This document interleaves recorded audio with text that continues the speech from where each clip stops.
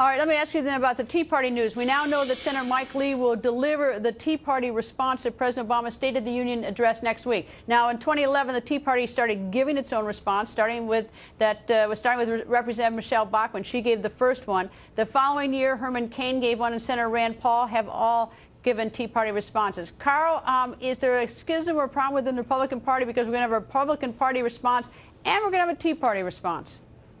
Look, I think that's fine. Remember, this is not, quote, the Tea Party. This is the Tea Party Express, one group among several different national groups. This is not necessarily a consensus of all the major Tea Party groups. Tea Party tends to be very decentralized and very localized, but there are 4 or 5 national groups that have sort of put themselves on the landscape, and this is the selection of one. But no, I don't think, to the degree that it gets attention, it gets attention to a healthy new strain in American politics, and I think that's productive. I said last year that you know, I thought it was very smart to put forward Rand Paul, who's a different thinker.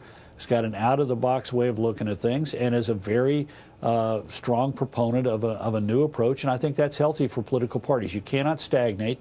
You got to continue to look for new answers, new ideas, new blood, new leadership, and that's a healthy thing.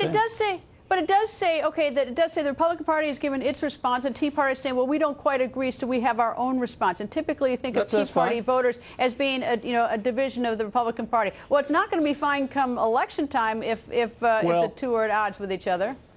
Well, two things. One is most Tea Party members that I come to would bridle at the suggestion that they're an adjunct to the Republican Party. They want to keep the feet of people in both parties to the flames on big issues that they care about. And the second issue is that a lot of Tea Party members, at the end of the day, will find themselves far more in agreement with the Republican candidate in their district or state than with the Democratic candidate. And that's what it's all about. We saw that in 2010.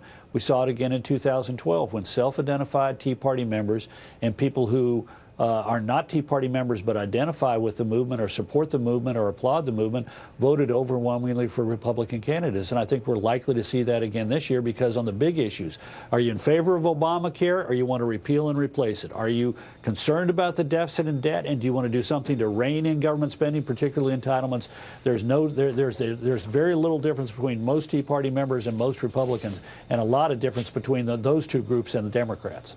Karl, thank you. Always nice to see you. Straight ahead.